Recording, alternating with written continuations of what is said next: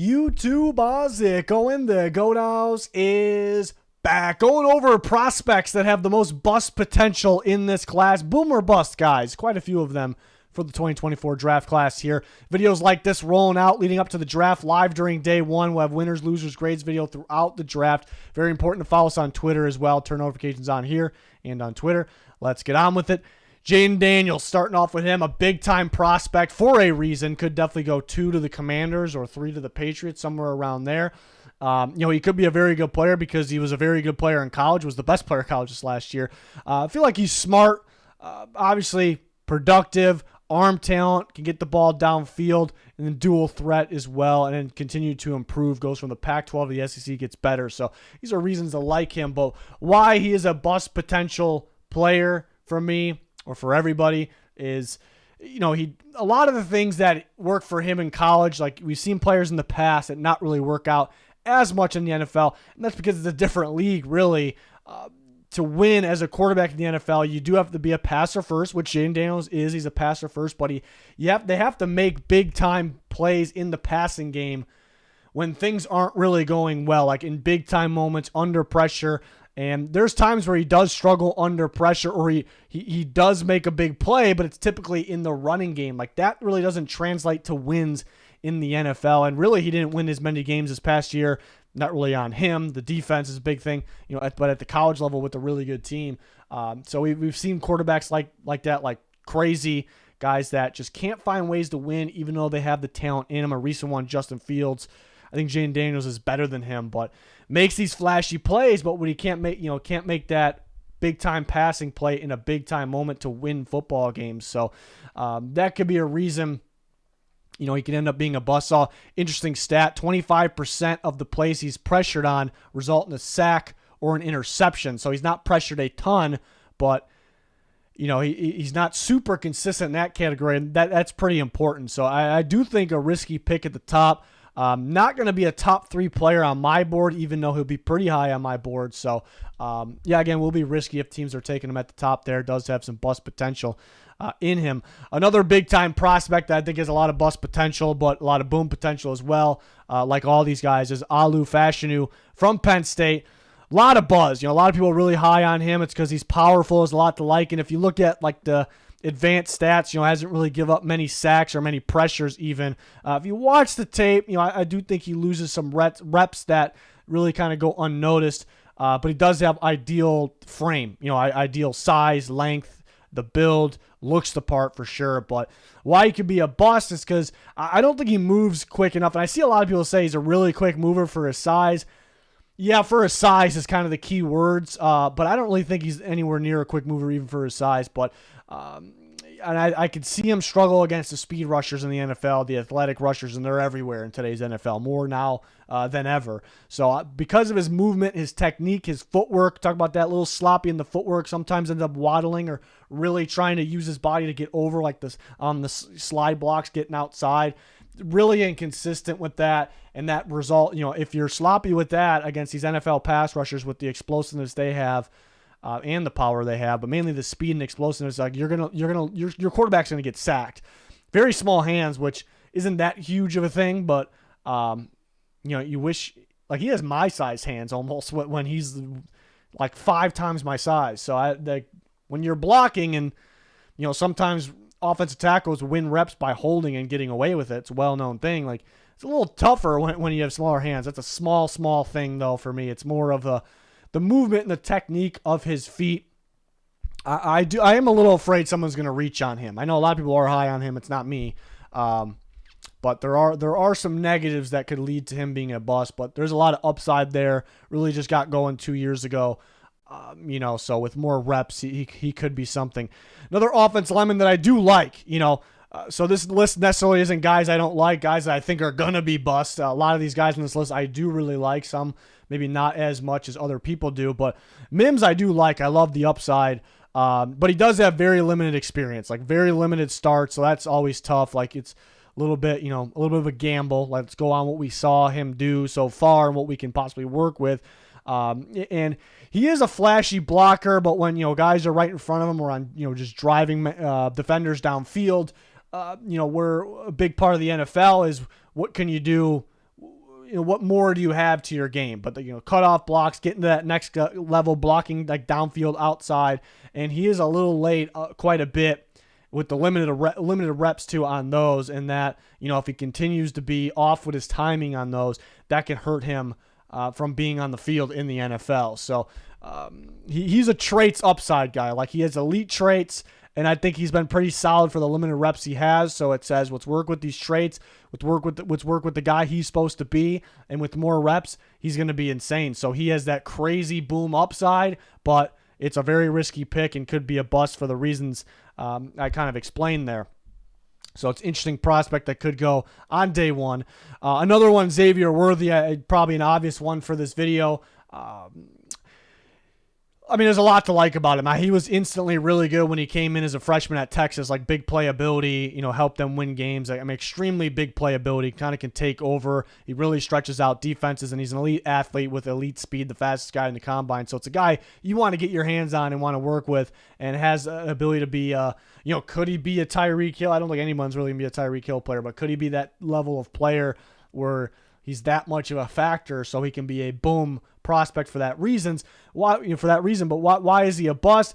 He's a pretty limited player at the same time of being very athletic, big playmaking ability, and a lot of it's due to his route tree. Kind of put him in one spot and either runs a go or a lot of screen passes, and I do think he's a much better prospect than your Jalen Reagors, but that's kind of what was going for him. Reagor, like super explosive, big playability, but he was pretty limited, actually. You put him on one side of the field, he either runs a go or an end around or a screen, and it's like that doesn't really translate to the NFL. A lot of those guys they're been bust because they don't do like everything it takes to be an NFL receiver. I do think Worthy will be a lot better than a guy like that, and he has had some drops. I thought he was better in earlier years too. So has he declined a little? It's hard to say that for a young player, but so he's either be an incredible mismatch weapon playmaking guy, or he's going to be a rotational guy, like a limited rotational guy just used for specific scenarios. So that is why he's a boom or bust player. Troy Franklin's another one for some similar reasons. He's got serious speed, downfield playmaking ability, big playmaking ability. He gets open, makes big plays for Oregon, was very productive. But why bust drops? He had 9 drops. If you're dropping the ball anywhere near that much, they're just going to play a different receiver. There's so many good receivers in today's NFL and coming out every single year. If you're dropping the ball like that, you can get away with some drops, but if you're dropping the ball like that, you're just not going to play as much. And he can struggle versus press. Didn't see a whole lot of it in the NFL with his in college with his thin frame. You worry about the next level. When he did play against it, he was a little off compared to the other reps without it. So I do worry about that. Like because he's an outside receiver when he lines up there. Like NFL corners, they're going to press him. They're going to read the scouting report. They're going to press the shit out of him. And is he going to be anywhere near as effective? So he's either going to struggle with drops and not be on the field, or struggle versus press and be on the field less, or he's going to figure that stuff out and he's going to use his playmaking and speed to his advantage. So that is why he's on this video. Another receiver, Keon Coleman. Flashy, great hands, great physicality, contested catch ability. Love his control, his balance. Like, there's a lot of wow to him. And if he continues to improve, because I thought he stepped up this year, coming from Michigan State the year before. If he continues to improve and finds ways to separate a little bit more, he's going to be a really good football player, a really good receiver. But he is lacking consistent separation, which kind of goes in him disappearing at times.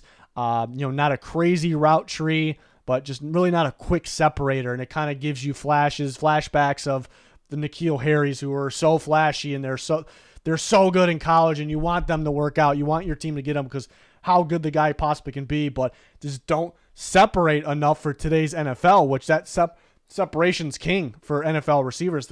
Look at the best guys in the NFL, the guys that separate. The guys that are struggling do not separate. So definitely another boom or bust guy at the receiver position, but a lot of talent from these receivers here. Another Florida State guy, going to go Jared Verse. Big playability, shows up in big moments. Obviously, he's super strong. I feel like he's polished as a run defender, so you don't have to there's some pass rushers that are good, but they're liability on run defense. So it's like, how much can we play him right away? It's like they got to be better at that so we're going to have him as a rotation player first. So it's a guy that, pretty safe bet to start, so that's good. Because he's polished against the run, but he's pretty limited, but he can get after the passer. I think he plays very tight, like really not a lot of bend, not a lot of flexibility, and it's in a position where you cannot be tight. You have to be flexible. He has some pass rush moves to him, but he wins on the bull rush and just not too much of a collection of moves there. So it does feel like he's a little dimensional, like a little limited in a way. He's a big time player, a first round player for a reason. I think he's going to fit a 4-3 team and help them on every down, really. So he's a good player. It's just, and some of the best players in pass rush in the NFL, like they're super explosive and flexible, and he's a little limited in that category. He's pretty explosive with his power, though. So I do think he's another boomer bust guy from Florida State. Another one, Austin Booker, more of your day 2 boomer bust guy. He's very limited. He doesn't have a lot of reps under his belt, so it's like you don't have a lot to go off of, so it's a little risky what are you going to get here. And he plays too patient. Like sometimes he doesn't really explode off the ball. He kind of just waits too long to make a decision, make a move. Don't love the patient players in today's NFL. That's kind of a thing for me. Like both sides of the ball. Certain positions, patience isn't really a thing. But running back is one where it is. So that's it's a guy I really, really want to like, and I do like his upside, but the patience thing for me, wish he would explode have a plan a little bit more often, so it's a risky pick for that. Those are things you don't like to see at the edge position, but why boom, he wins in multiple ways. For a guy with limited experience, he has some solid pass rush moves, like the dip, like bend on the outside. He wins with those moves. He wins with his length, his athletic ability. So there's some things you can't really coach, some things he definitely has. And he's pretty good, pretty productive with limited reps in his career. So he's off to a pretty good start, has a lot of upside because of that. So it's a guy you really want to like, a guy you really want to work with there. So I think more reps will maybe kind of get him to recognize plays or get a plan going, which will result in him being less patient. So I'm kind of on the optimistic side here with Austin Booker from Kansas. Another defender who I like a lot, I really like Michael Hall Jr. I actually think he's probably underrated, but he is a boom or bust prospect because he's a little bit of a tweener. I actually don't think he's that much of a tweener. Like I'm going to play him at D-tackle. I'm going to play him at 3 technique, but I do think a lot of teams will view him as a tweener just because his strengths and weaknesses and his size is a little undersized. But you think about those players, those interior players that are like a little tweener, they're a little undersized. Where do we put them? Are they used on every down? There's flashy guys like that in every single draft class, multiple every year. I mean, Adebor away from Northwestern stands out last year, and they rarely work out because teams go, it's a little bit of a project. We're going to try him here, try him there. We're going to try to force him to be something he's not. They rarely work out. I do think Michael Hall Jr. will work out. I just hope the right team with the right plan gets their hands on him. Because again, he's a little undersized. He's much better on passing downs than running downs, and because the strength and physicality when playing inside. So he could be limited a little bit. So he could be this player that's rotational, not used a whole bunch, and that could result in him being a bust. But he is an incredible pass rusher from the interior. He's so explosive off the ball. He has so many pass rush moves. He wins more reps than you think based on looking at your average, your basic stats. He's really good as an interior pass rusher. I think he can play multiple positions there. So I think he'd be pretty versatile. So I like Michael Hall Jr. a lot. I think he's a little underrated, but it's risky, and it really depends on which team gets him. He's either just not going to be on the field a ton because teams can't really figure it out, or maybe he doesn't have enough strength and power, or he's going to be, playing a lot and being towards the top of the NFL in interior pressures, really. So big-time boomer bust guy there. I'm leaning more of the boom side, hopefully. Blake Corum, a big name, fan favorite running back, was huge, big time at the college level and could be in the NFL. because he's been very productive. He's used to being a good player and being productive, and he has incredible vision. I'm usually a sucker for the guys with vision, and he has it. Like, he sees the hole, he hits it. He knows exactly where to go before it's even happening. I love that. But why bust? He doesn't shed a lot of tackles, and you kind of notice that when watching him live. I mean, he'll shed some ankle tackles, but going back and watching, you start to realize more like, man, I thought he broke more like NFL-type tackle attempts, like squared-up tackle attempts than he did. And he's really lacking. He's at the bottom of like the entire running back class in those categories. So statistically and when you watch, so it's a little tough even though he had the production. And he had a lot of mileage, took a lot of hits. So that's tough. So you have to be able to break tackles to the next level. Like, you can have that vision and hit the hole, get a couple yards, but what could he do after that? I think he's pretty quick after that, but and has some jukes, but he just doesn't break enough tackles, for the NFL. For some people talking about him on day 2, like round 2, I just do not see it. I don't think he's going to last a super long time because of the mileage. He looks like he was already in shape, but he looks like he's putting on some more muscle too. So, looks like the ideal running back, perhaps, even though some may consider him a little undersized. But do love his vision. I think people are a little too high on him just because how good he was in college, and he's Blake Corum. But there are some things that will limit him being an every down back at the NFL level, unfortunately. A couple tight ends here. Ja'Tavion Sanders, which I do think maybe getting a little bit too much hype. Some people high on him. Some people have him as high as tight end 2. I think a lot of people do. I disagree with that. But he is a good football player, a good playmaker. Seems like a mismatch at times. He's drawing some David Njoku comparisons, which I could see it. Like, if he's a boomer, it's why he's a boomer bust. Like, he's either going to be David Njoku or he's just not on the field. Like, he's not going to be used because he's such a unique, like, dependent on certain situations. So he's a definition of a boomer bust type guy. But he is a weapon. He's really impressive catching the ball with his control and his yak ability in tight ends, like the best tight ends in the NFL.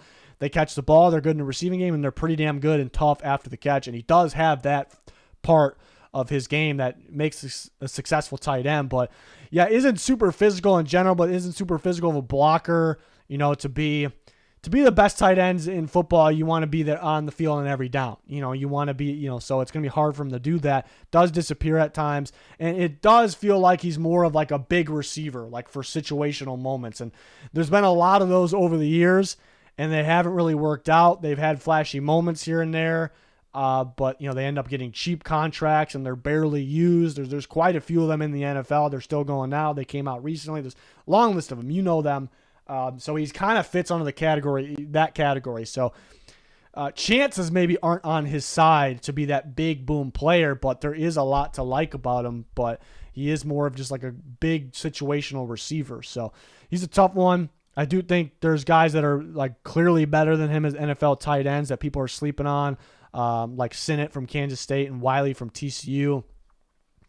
Possibly Cade Stover too. I mean, it's pretty close there, but there is a lot to like. I see what people like with him. And another tight end, Theo Johnson from Penn State. I mean, there is a lot to like. He looks the part, has the length. He's a freak athlete, tested out off the charts at the combine, and he's a really solid contested catcher, which you do, if you have a tight end that looks the part, has the length, decent size, freak athlete, contested catcher, like fills a lot of boxes when it comes to tight ends, but he is really underwhelming after the catch, like not going to break tackles. He loses his balance times as well. And you look at the best tight ends in the NFL, they are monsters after the catch. All of them are really, really good after the catch. So that is a big thing when it comes to tight ends. Like, that is a very, people don't talk about it enough. It is a very important thing when it comes to tight ends. And he is underwhelming in that category, was not too productive at all in that category, and then wasn't as productive as you think he should be. I know Penn State has a collection of tight ends, and they had a young quarterback that struggled at times, but you wish he was a little more consistent in that category. And he is a good athlete. You can see he's a pretty good athlete on the field, but I don't know if it really matches that combine numbers. He doesn't really fully use it. He doesn't fully show his athletic ability. So he's still definitely a work in progress. I think people are overhyping him a little bit. So he does have some bust potential. Needs to put a little bit more together to be that true, like every down tight end. Like, he's more of a rotational guy. So I'd rather take a shot on the guys that could be, more of an every down tight end, in my opinion. An offensive lineman here from West Virginia, Zach Frazier, who is a center. He's going to be a center. He's not going to be one of those guys. I mean, we couldn't put it past him, but I don't see him playing guard in the NFL. He's going to be a center. But he's lots of like. He's super powerful and he's smart. I see him kind of, last second picking up, blitzes or rushers or switch blocks. So I think he's pretty smart in that category. But he's very, very powerful, strong, drive blocker. Wrestling background. Why bust? Yeah, I think he could struggle against quick, like finesse defenders. They could get by him. He actually played very well against Texas, which stands out. They have two powerful defensive linemen that are going to get drafted in that group, and he played well against them. Against quicker blockers that maybe aren't as good, like he actually could struggle. And a lot of double teams where he had success on. So how is he going to be if he's on an island by himself? So he is a boomer bust guy. And how early do you take a center? Use because a lot of the best centers in the NFL, third, fourth round picks. So if you take him in the second round, it is a little risky. So I'm starting to think that more and more. It's a little risky because he can end up being a bust when you just non-valuable, big time position. Taking that early. So it is a little risky of a pick for those reasons, but there is a lot to like about him. And then Payton Wilson's another one. I mean, super flashy, impact plays, super productive, all over the place, kind of in every category. And he's a freak elite athlete. And some of the linebackers today's NFL, I mean, it's not like it used to be. It's more of the flashy, rangy, athletic guys that are taking over. So those are reasons where he can be that guy. Like he can be a Fred Warner. Like he can be just a big-time playmaker at that position fitting today's era. But why bust? He is lacking ideal play strength for the NFL. Like he compared to the other top linebackers, he's definitely lacking in that category. So he could just get blocked out of plays, or could he miss some tackles, against NFL running backs, for those reasons. Can he cover the tight ends like he did? And then multiple past injuries. So we might not see a ton of them, or he could be I don't want to say Fred Warner, but could be that style of player and be that much of an impact, I suppose. So definition of a boom bust guy when it comes to linebackers. And then one more, Calen Bullock, the safety from USC. Is, when you're watching him versus the pass, you want to love this guy. You want to put him as one of your top safeties in the class because he has incredible range, incredible ability to play single high free safety, which is actually very difficult. Big time playmaker, can read the quarterback, jump routes, get his hands on the ball, very athletic with his speed and his leaping ability. It's just like a definition of a playmaking, ball-hawking free safety that can play single high. The best free safeties in football can play single high. They don't really need help. They will get it sometimes, but think of like Jesse Bates. So he actually fits that category. Talking just a passing game, we're talking about the best free safety in the class and possibly a early second-round pick, but you factor in everything else, and it really weighs him down. Definitely will take himself out of plays. Like he'll come up for the run and just put himself in the wrong spot when you're supposed to be the last line of defense at the back. That's an issue. Definitely has tackling issues. He has some flashy tackles where he reads it right and he comes up and hits, so he actually can hit pretty hard for his thin frame, but puts himself in the wrong spot, and that results in taking himself out of place, hurting his team, big plays happening, and then results in the tackling issues category that he has labeled on him by everybody. So he could be limited to passing downs, and you don't really see that, though, with free safeties. Like you don't see guys like coming out, they're going to take their starting free safety out and put this guy in on pass. Like you don't really see that. I've heard some teams like him at corner, actually, and he does look like a corner. He has the length, the athleticism, and maybe the tackling, taking himself out of plays more so, doesn't become as much of a factor at corner. So I understand it, but if a team drafts him, you're like, yeah, we don't like him at safety, we're putting him at corner. It's a shot in the dark if he works there, so we could see him just not play at all, and that would be on the bust column. So, I mean, big boomer bust guy, because there's a lot of wow ability in that passing game. So, and there's probably more guys you can count as a boomer bust guy. I think these are the guys that really, really stood out. Some of these guys do have a lot. I focus on the guys that have more bust potential, but I do like a lot of these guys in this list, and I'm optimistic about them being on the boom side. Not all of them, honestly, unfortunately, but yeah, so there you have it. Let me know your guys' list in the comments. Always talking to you guys on Twitter as well. We got a bunch of content covering the draft. A lot more to come. We got a live stream coming up covering it fully on Twitter as well. So join us. GLD Shop, Liquid IV, our sponsors. Code GOAT on a percentage off for those sites. But that is going to do it for this one. Thanks for watching. Goodbye.